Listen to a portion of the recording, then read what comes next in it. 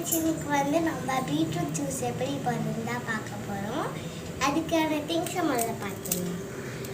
கொஞ்சமாக இஞ்சி, அரை மூடி லெமன், கொஞ்சம் கருவேப்பிலை, பீட்ரூட் இந்த அளவு ஒரு பீட்ரூட் 1.5 பீட்ரூட் எடுத்துக்கோங்க. இது வந்து பாதி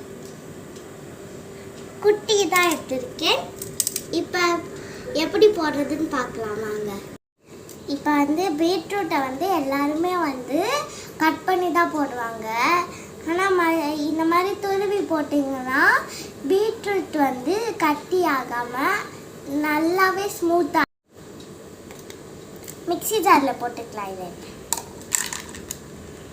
மிக்ஸி ஜாரில் போடுறதுக்கு முன்னாடி கருவேப்பிலை இஞ்சியை போட்டுருங்க.